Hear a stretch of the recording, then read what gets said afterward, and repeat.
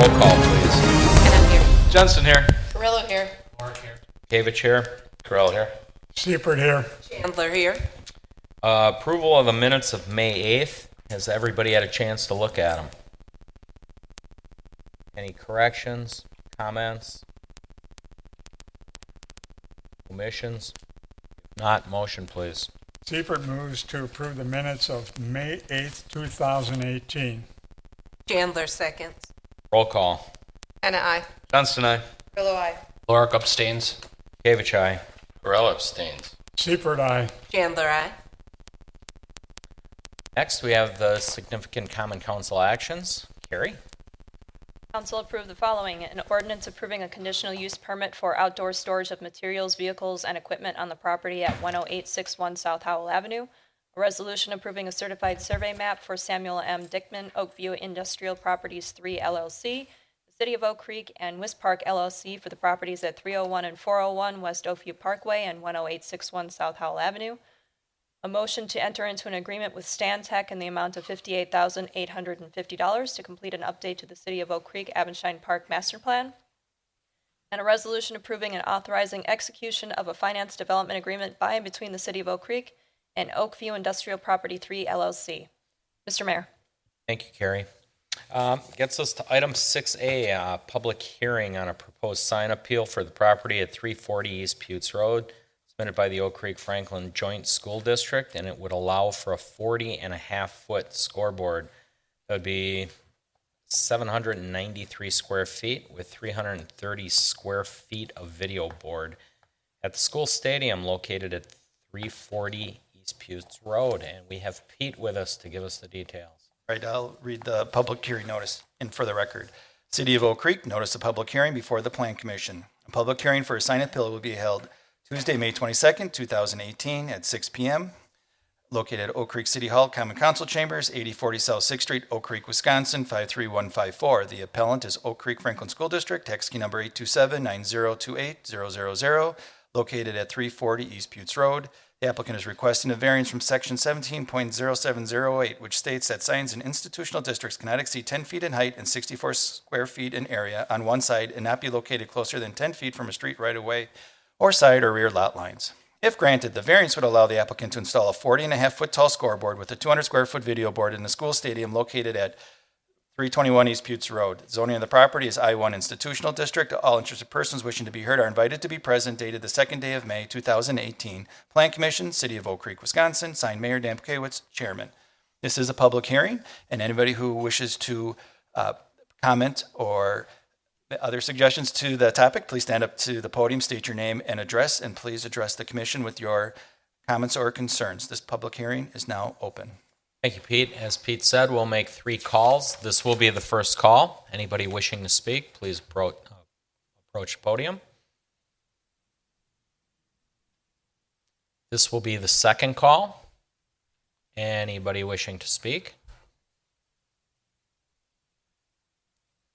And this will be our third and final call. Anybody wishing to speak, you may approach podium and give your name and address. We will now close the public hearing and move on to item 6B.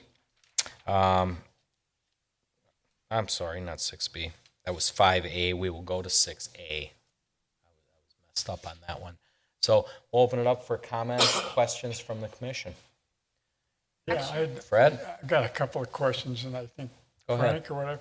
I'm interested in, the cost and get a little Sure, would you please? information.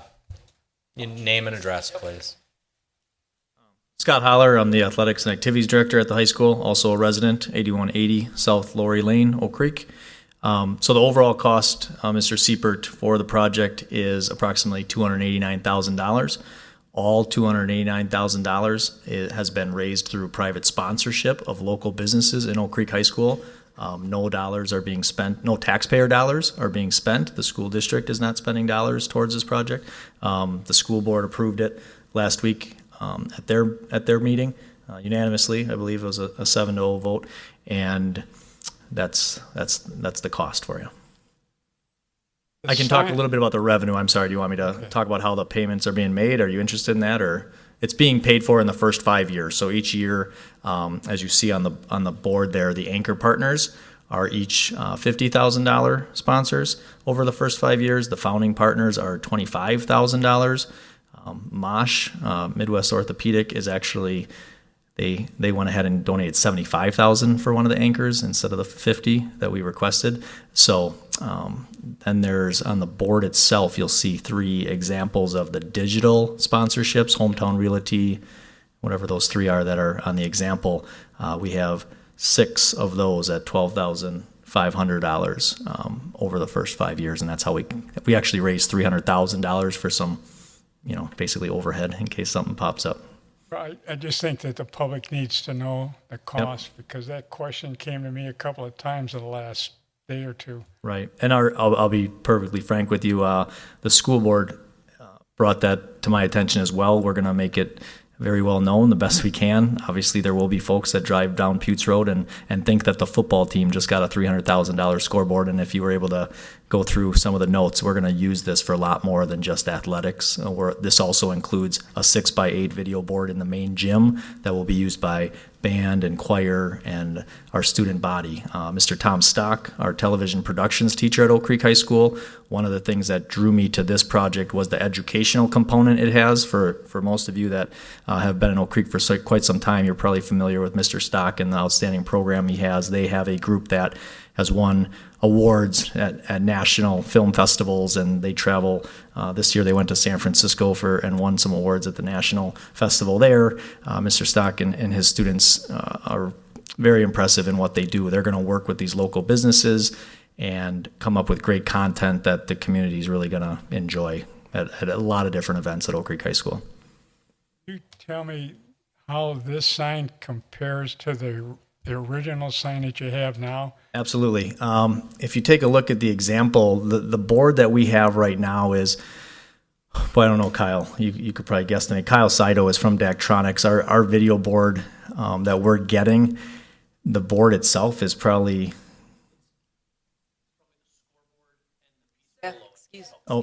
I'm sorry. The current board is probably the blue scoreboard where it says Knights and Guest, and what's below that. Can we just get your name and address, please? Oh, sorry. Kyle Saito, my address as well. Kyle Saito, 4202 Heffernan Drive, Madison, Wisconsin. Just for clarity, so the present scoreboard is just the bottom 1/3 of this?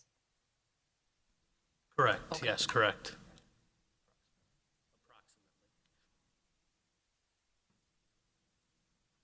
Okay, I do have a question actually. What is the reason for this huge board? Sure. Obviously, the current board that we have was installed in the year 2000. The board is an All-American scoreboard board. That's the manufacturer that makes it. That board is obsolete at this point. I have, over the last 5 years as the athletic director, had to make probably approximately $6,000 to $7,000 worth of repairs on that board, with bulbs going out, help me out, Kyle, the motherboard, the function, the power systems inside the board, basically going bad. Yeah. I've had to make a lot of repairs to that board. So when I started looking at a possible replacement for this board, I started talking to some of my colleagues down in Kenosha. They have video boards, just like we're proposing. Some folks out in other areas, such as Kimberly, Waunakee, the Madison area, and that's why Kyle here is. Kyle's from Daktronics. He can tell you all the different school districts that have gone this route. To me, we're going to be able to provide something that no one else in the state is able to provide, which is where Tom Stock and his students come in. No other schools in the area in particular have the video capability where they project games and events live as they're going on. For those of you that have ever been to a college atmosphere, whether it's for an athletic game, whether it's a football game or basketball game or whatever, it's a way to tie education, the program that we have with the TV productions class, also into what our students are doing in all those activities in choir and band. And then also obviously tie in the local communities and businesses and get them some sponsorship. I'll give you an example. Right now, a lot of local businesses pay us a lot of money just to put their card or their logo, Pat, in one of our game day flyers. This adds a whole new element. As far as the size, I basically I looked around the state, I looked at what Kenosha had, I looked at what Franklin currently has at their board, and I looked at what we currently have, and I looked at the space that we have. We have anywhere from 2,500 to 3,000 people at a game, and this size I felt was appropriate to put out at the stadium and in the main gym. How is that would benefit the student? I see and I heard how that would benefit you guys. But how is that would benefit and educate the students? I didn't hear that. Yeah, I can take a $100,000 is a lot of money. I can take a spend stab on at board. that. Yeah, I can take a stab at that. So as he said, it is all paid for by sponsorships, but for educational value, this is a Daktronics system, Daktronics scoreboard, Daktronics control system, which is the company I work for.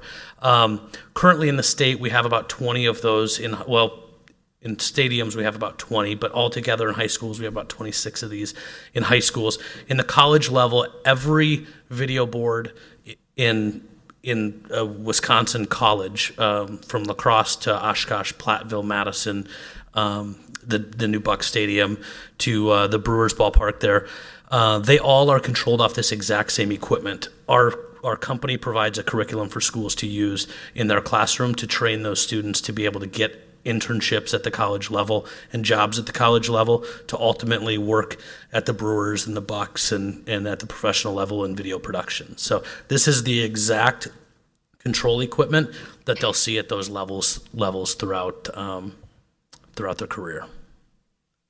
So And from then- the technology standpoint, training kids from the technology standpoint. From a technology standpoint, and then even beyond that, the video board in the gym, there's schools that use those for FaceTime living different guest speakers from around the country, or doing fitness classes in gym. I mean, there's a whole bunch of uses that go beyond athletics, and I think that's what Scott was getting to. But I think the real value here at Oak Creek, to be totally honest, we haven't seen in the state of Wisconsin yet, is Mr. Stock's class and the ability that they have and the current capabilities that they have in their I don't know what you call it, classroom, your TV productions room, really sets them apart with what they're going to be able to produce for students and the expertise that they're going to have when they graduate at Oak Creek High School. I'm pretty confident in saying that your students here will graduate with more experience in video productions in the sports industry than most college kids do in the state of Wisconsin. So being able to take it to the next level is a pretty cool deal. Ryan, anything? Dawn? Greg? Do you happen to know the height of the current scoreboard? I don't know exact height, but typically they're 10 to 12 feet off the ground. I think yours is on the higher end of that, so probably 20 something. Okay, so it's already outside the It's about 28, 10 feet height allowed. 25 to Yeah. 30. Okay. And then looking at this picture, it looks like the scoreboard itself is 30 feet, so it'll be 10 feet off the ground. Is that correct? Yeah, the base, it starts from 10 feet off the ground, correct? Okay. The bottom of it, yep, where the founding partners are, yes. Okay. And then is the variance only for the size? It's not within 10 feet from the street?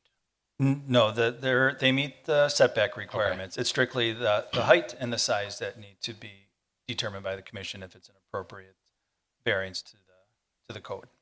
Well, then for that, I have no concern, only because with the code having a 10-foot height requirement and 64 square feet, I'm guessing you can't get a scoreboard that'd be a really small scoreboard. and Right. you I wouldn't mean, be if you look seeing it at the from seats. scoreboard dimensions, let me bring that up.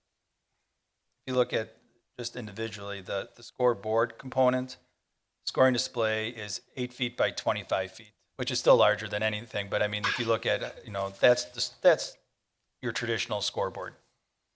Having a logo, that's common. Having a 330 square foot video board is something that we normally don't see in scoreboard in the city. I mean, we don't have that. This is the first of its kind, and staff felt it was important that there's a public hearing, that the public is aware that a large display board is really going up. It's more than just showing the quarter, the score. It's much bigger than just a scoreboard. And our rule book, our code book doesn't really address these type of uses. So that's why we recommended to the applicant to come before the plan commission to determine if this is an appropriate type of sign for a stadium or a sign in an institutional district. So I included in my report, it's a quarter of a mile away from the apartment complex to the south. It is only going to be used during events held in the stadium. It's not going to be used as a billboard to advertise sponsorships throughout the year. It's not going to, someone's not going to looking outside of Meadowmere or Oak Park Apartments and seeing, Stromowski is having an HVAC sale this week. So we're pretty clear of how that's going to be used. We included the fact that in the report included where the Oak Creek logo is on the top that's a speaker box. Right now, if you're familiar with the stadium, they have it on top of the press box, kind of projects everywhere. If you're anywhere within a quarter mile of the stadium, when band is practicing, when color guard is practicing, when the football team is out there because you hear them barking over the loudspeaker. Well, this one is a little bit different. It's a newer one, and including a report, not to make you dizzy as I spin this around, but it's more directional, and so it's going to be on top. And so instead of spreading out into the residential areas, it's going to be focused to the southwest and southeast toward the stadium seating. So actually, it's going to hopefully be less of an impact to the neighbors to the north. So there are some other components to the sign that really we've never dealt with in the past with previous scoreboards. And so that's why we're here tonight to determine that, we're going to have something bigger, but it is different than we normally deal with. You brought a good point. I don't know if you answered that or not. So is this going to increase our level of noise, like the decibel comparing to the old sign? The way these speakers are, and probably the applicant will probably be able to explain it in more technical detail, but I defer to them to explain how the speakers are going to work. I just want to know if they're going to increase from the current standard or not. No, the volume will be up to the school to regulate, but this will be much clearer. All of the sound will come from one location rather than multiple locations, which typically in a distributed system, you have to turn the volume up to try to get people to hear. So this one coming from one location should allow them to have the volume lower. And Kenosha Bradford had kind of a similar situation where they were looking at buying a distributed system. We brought our demo system in and set it up, and they did a walk around of the sound system, and the sound behind it, which would be in your area to the north, was significantly less than any distributed system. Exactly, because I don't know, Peter, are you the one bringing it up? Because look at the residential area around the school. So what Kyle was kind of describing there is the neighborhood to the north, which Pete is dragging the mouse over right now.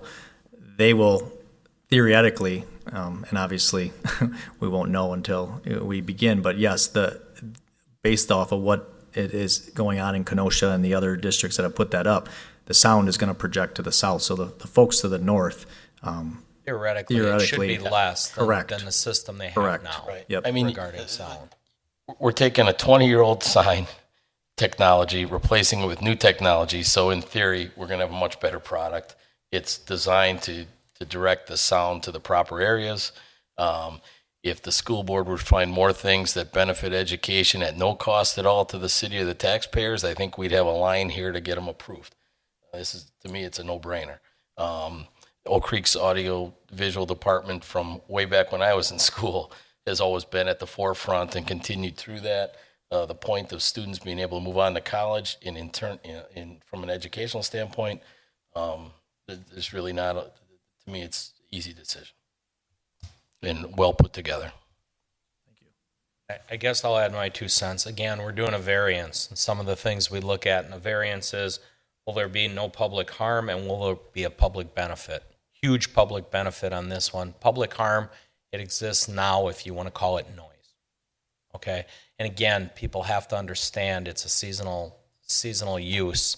So I don't know if we've ever really registered a ton of complaints over the football season to the neighbors to the north. I would just add that to those of you that run for positions, make sure people know this was paid for Yeah. and not by the taxpayers, because I think that just shoots down any arguments. And that is the other thing. This cost is being borne by private people that are investing into our city.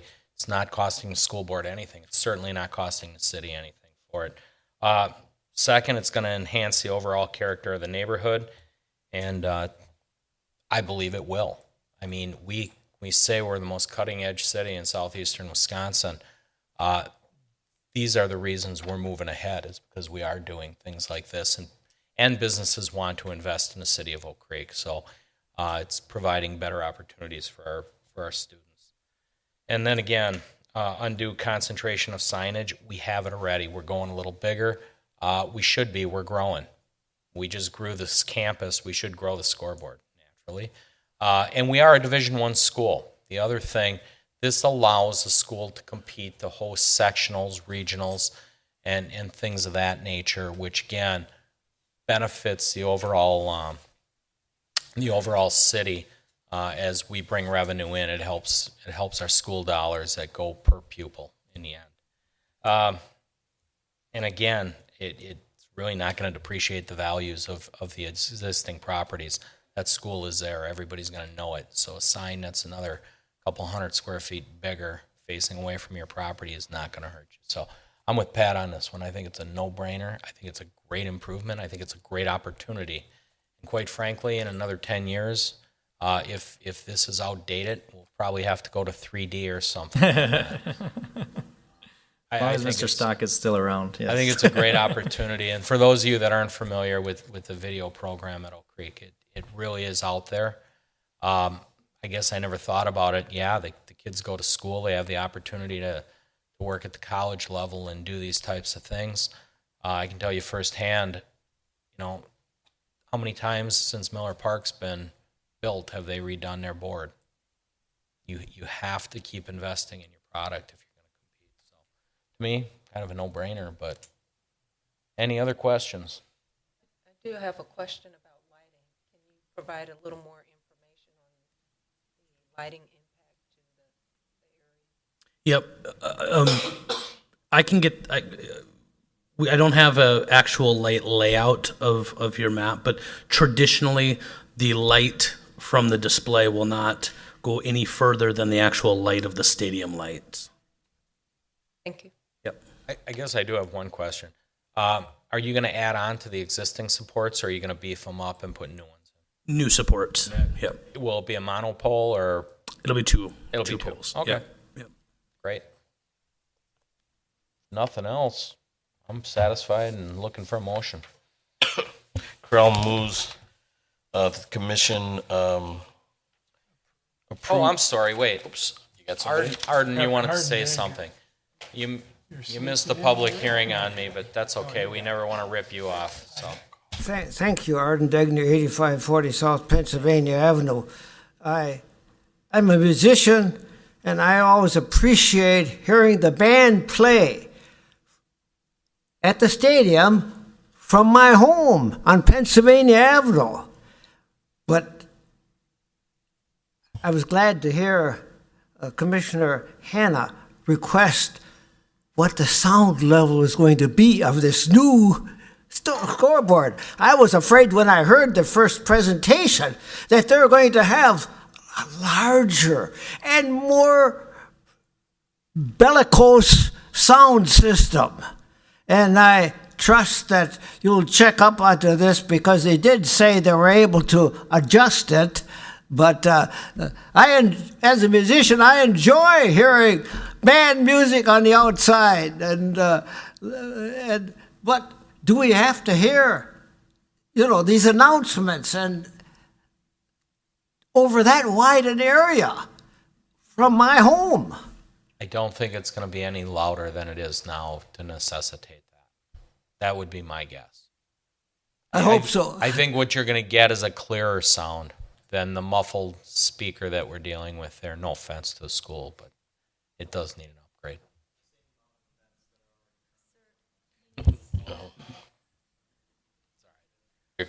Okay. With Arden speaking his piece, we got a motion, correct? Corral moves the motion, makes a motion to grant a sign variance allowing the installation of 40.5 foot tall and 793 square foot in area scoreboard, which will include a 330 square foot video display located on the north end of the athletic stadium at 340 East Putes Road. Seifert seconds. Roll call. Anna, no. Johnston, aye. Grillo, aye. Clark, aye. David Chai. Corral, aye. Seifert, aye. Chandler, aye. I know. Thank you. Good luck. We look forward to it. I'm sure it'll be up and ready to go by the fall for band starts practice in August. You're welcome. And once again, great. I just want to emphasize one more time, no cost to anybody paying taxes to the schools or the city. So it's a double win. Next, we have a presentation on zoninghub.com. Another thing that's new and modern here in the city. So we got Pete with us. I don't want to take a lot of your time. I included in your report a tutorial to have your ability to do a little self-discovery on our website. But as always, we're trying to improve our transparency and our ability for applicants, residents, commissioners to be able to access information readily and as soon as possible. And so we worked with a consultant, Zoning Hub, to come up with a website portal that provides residents to find out simple zoning questions where, where do I live? What's the zoning? What can I do with it? If I want to build a shed, what can I, how tall can it be? How big can it be? You can do all of this, which is going to be a little more user-friendly than if I took you to our regular webpage, our zoning code for Chapter 17, which gives you a nice 50-page PDF. Here's context. We have, shall not, shall do, all the language that you see in ordinances, which is not resident friendly and not very developer friendly. End up happening, Carrie and I get a call. What does this mean? What does section 6.543, well, we're working now to come up with a program. Where did I go with I lost my webpage. Good news, it's right here at oakcreek.zoninghub.com. Brings you to this website. And so you can go to a map that shows you all the zoning districts by color. I'll go to that in a minute. But right now, first thing I'd ask you if I want to sign up. I'll get to that later as well. But you can click on the different links. They'll explain all the zoning districts. They'll go into more detail. The statistics right now are not working. They're basically calculating the number of parcels and if the zoning is on it. We're still working to sort that statistic out. You can go to land uses. You can find out all the different categories that we have. You can go to specific uses. We talk about what an antenna is, bed and breakfast, information like that. And one of the key ones that I get a lot of calls on are dimensional standards, which are talking about building height, setbacks.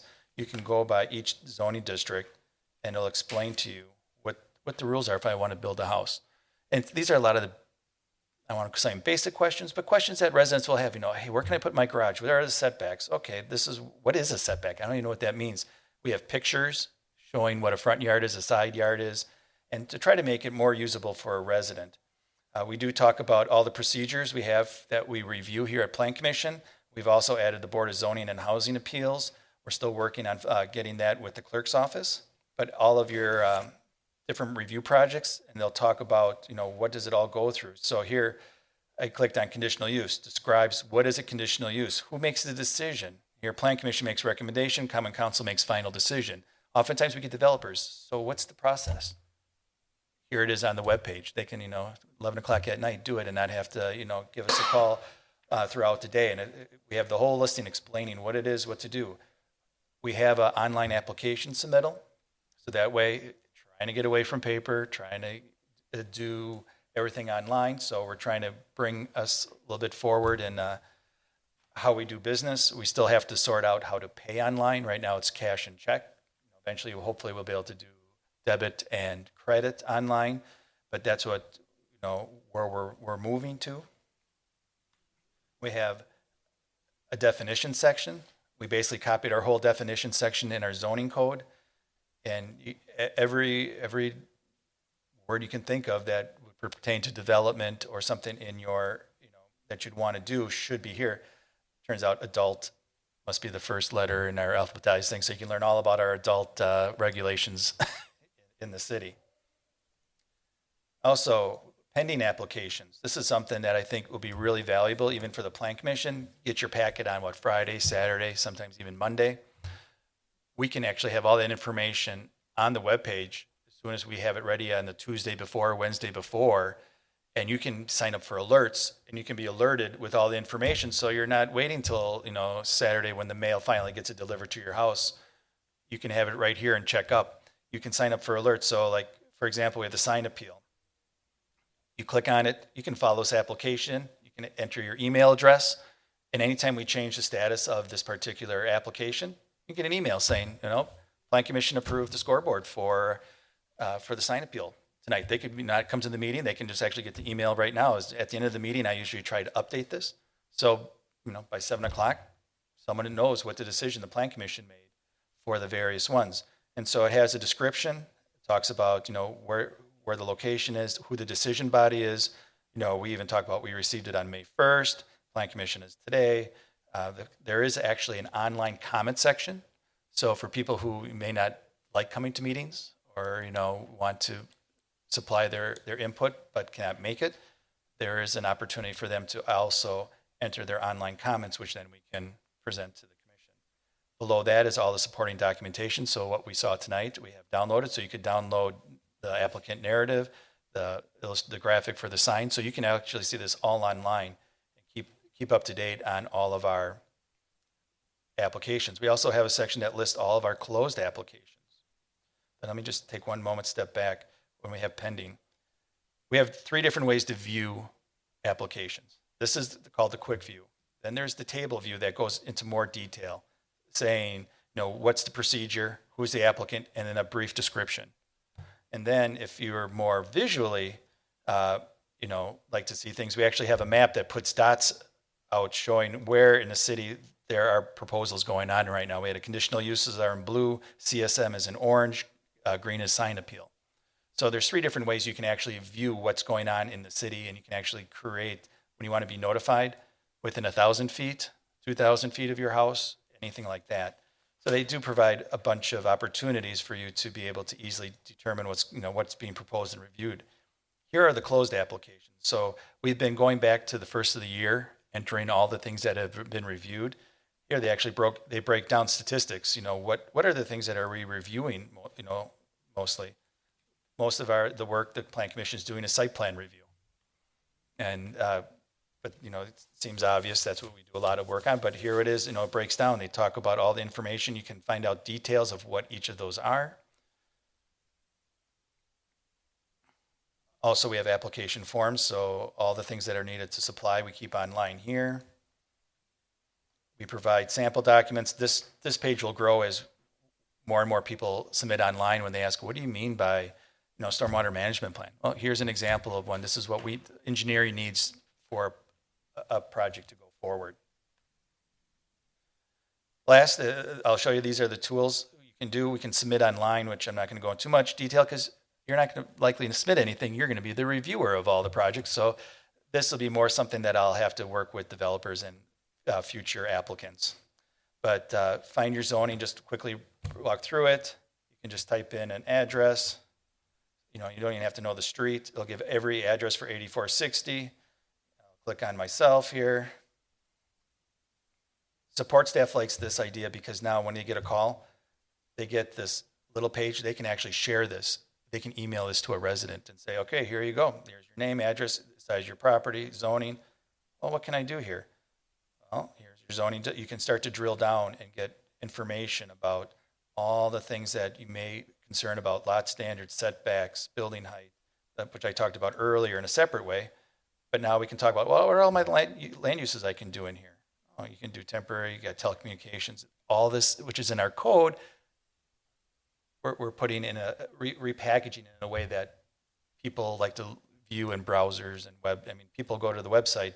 I believe on our website committee, 80% of our traffic is actually through mobile interaction, and this is designed differently so that way it can show up on your phone as well, that you're just flipping through the various information. So we're trying our best to make it easy and understandable compared to your typical zoning code that nobody likes to read, myself included sometimes when I'm reading it, but I won't admit that anywhere else.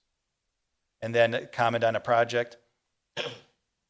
Here it pops up, similar sign appeal. I could just click comment, type my name, address. We're requiring name because we don't need anonymous people constantly, sabotaging things. And, you have to identify that this is a public record. So hopefully that'll keep the people, what do they call them, trolls? Keep the trolls to a minimum. Because that is always a concern when you allow people to publicly comment and be anonymous. And so I went through quite a quick and dirty explanation on it, but I wanted to provide this to you because we did put an article in the Acorn. It's on our social media. It's on our webpage. So we're starting to get that word out, and I don't want you walking at an event and someone's like, I saw on Zoning Hub, and you're just looking at them like deer in the headlights. I want to make sure you guys are aware that this is operating, it's up and running, and we can have it set up for you as commissioners that we can alert you anytime we have stuff coming in. So you don't have to wait till your packets come through. You could actually get you won't get the refined report. You'll get the graphics. Like a CSM comes in, you'll see the CSM. You're not going to see our review of it, but at least you can take a look at it and say, oh, look at that. Isn't that something? And be ahead of the curve. So when the packet comes, it's not your first time seeing it. So with that said, I'm going to stop rambling on here and open it up to any questions you may have regarding the site. Any questions for Pete? Go ahead, Fred. Yeah, I think it's a good idea, Pete. It just seems like there's a lot of information, though, to keep this up to date. It's a real challenge for you people. Well, that's where it's fortunate by working with the consultant. We can say, all right, we changed section 17.0706. I need that revamped in the software. So we do pay a maintenance fee.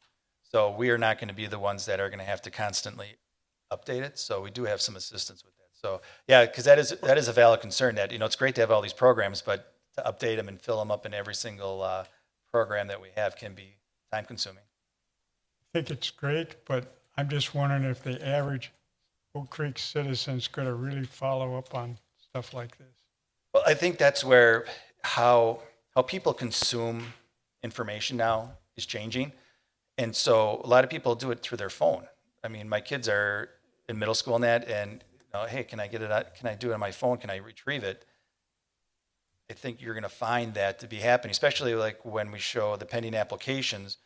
And I have yet to see the final one on my phone yet, but if you go to map view, I can find out, okay, what's going on? Here it is, high school. Is there anything going on around the high school? I can just zoom in. My kids think nothing of it. They're like, Dad, it's on YouTube or it's on here. And I think that's where it's going. Me, not so much. I'm kind of there, kind of in the middle. My parents would have no real desire to do that, but they are surprising me. They're on Facebook. I believe, they can connect with their granddaughter. They may be even getting into Instagram now, so they're moving ahead of me in social media. But I do think the way we consume data is different than before. It's not the public notices in the CNI paper anymore. It's not, just the Acorn. I mean, there's so many other ways now that we do it, and I think this is another way that we can learn about what's going on in the city. I think it's a good thing. I don't disagree. I think, like I said, it's a good idea. The other thing is about comments that people make. Is that going to be shown, that how they feel or their comments and concerns? Yeah, what we'll be doing is I think we'll be having almost a subset in the report saying, here's comments. We're going to cut the comments date well before, Tuesday. It'll be the same day that we do the mailing out. So that way we can say, here we are, included in the report are the comments included on the webpage, and there'll just be an extra, page to the report that says, see public Just comments. kind of thinking of Facebook, if you read comments and so forth, some of the comments aren't on the positive side. Oh, or irrelevant, it's like, when I was a kid, we never Oh, did it'll be a this. public record. Well, So they'll have to put their name in, and if they choose to go that way. The comments are for us to see, or is it for the community to see as well? For everyone can put their comments in This there. is a very transparent document. Is what we're doing is we're making everything very transparent if the person wants to seek it out. And we're addressing the anonymous. That's the biggest one. Because if you're anonymous, then you just get, from my understanding, I don't know, it doesn't get deleted, but it doesn't become public record because we could have someone from California typing in, found our webpage, and bad idea. No, that doesn't count. You can't be. We need someone where we can identify you. But yeah, it's going to be interesting. So I agree with you, Pete. I think this is a very good approach, and it actually moves with the trend that everybody, all ages nowadays, use internet and computers to get to their information. Is there an app that's going to follow with this so people can download it, contractors or whoever's out there seeking this information? They are still working on that. Okay, so it's But the not- idea that it's supposed to reconfigure to, the web page configures to the phone. There's like, the it's going to technology. be phone friendly. Yeah. Okay. And so, but I don't think there's not an actual app that you can download to your phone to do it. There are a couple other communities in the area, and why am I drawing a blank on some of them? But we're like the fourth community that's adopted Zoning Hub, so we're not the first one. Town of Eagle is one that has it right now that I know, and so we are on the front edge of that transparency level and openness when it comes to being able to access information close to real time as we possibly can. So Okay, another question. When you said you are able to submit an application or an online form, I did not see here when you were going through it real quick, where can I log in to check on the status of my application? sure. When you submit an application, I didn't go through the process, but say we did conditional use, you go next. It gives you instructions. You type your name, your email address, and that's where now you become, anytime we make a change to, we process your application, they get a notification. Anytime we put a status update or a comment into it, they'll get a notice, as well as staff will get a notification as well. So, and here they have their applicant's email address. Say they want their neighbor, they can put all the addresses in that they want to talk about it. Now they're going to make, I can't go through it further because I actually have to fill it out, I understand. but there is ways for them to Sure. be notified. In fact, when I go to the administrator component, I have about 7 people who are already signed up that I don't know the names to that. They must be residents or developers in the city that want to know anytime there's a proposed development in the city, they're getting notified. So even with the limited promoting of the site, people are already starting to see it as a source of information of what's going on in the city. I was just going to tell you, my last comment is, you said you advertise this in the Acorn. I got the Acorn and I looked at it and I just move on. Yeah. So maybe you want to advertise elsewhere because not everybody, like internet nowadays, will be looking at the Acorn much. So Oh, right. And we're doing a slow rollout because it is new. And so right now the idea is we're just going to keep putting all it. We're going to keep doing our regular procedures. You're going to get your packets in the mail. You're going to get all of what you normally do. But we're now adding this feature in, and then eventually we'll see as it grows how we get used to it. Instead of getting a paper copy, is it getting notifications through Zoning Hub a way to go instead of getting, a big packet sitting in your mailbox? I mean, there are times when you want that hard copy to be able to plans and understand that, but we can see where this takes us in the future. Anybody else?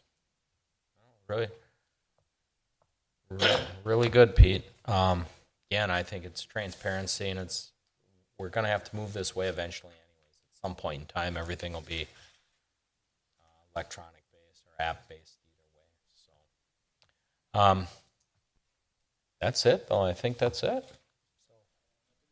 So, nothing else. always give me a phone call, email, let me know saying, all right, I tried this and it completely kicked me out or something. Tried because- it already. Have you? Yes, Oh. it's right there. Yeah, I'm just trying it now, and I'm just looking at the table view on here for applications, and on my phone, it cuts off the description.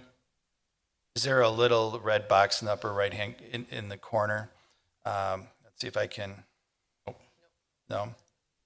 No. Okay, because And the map view is really hard to see on here. okay, well, But that's just- good. Yep, I will talk to the consultant and say, hey, you did say we had this, and we're finding some snafus, and we are doing it. And that's Is that a flip phone, Brian? It's my city issued phone.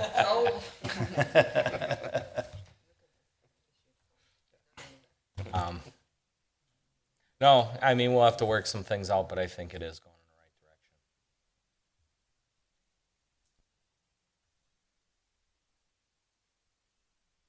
Well, before I call for adjournment, though, I want to thank Tim, the IT guy, did an outstanding job, especially with that scoreboard. It looked like he got us on Google Maps there and got the satellite views from each side. I don't know if you guys were paying attention. You ladies were paying attention. So thanks to Tim. Thanks to Carrie and Pete.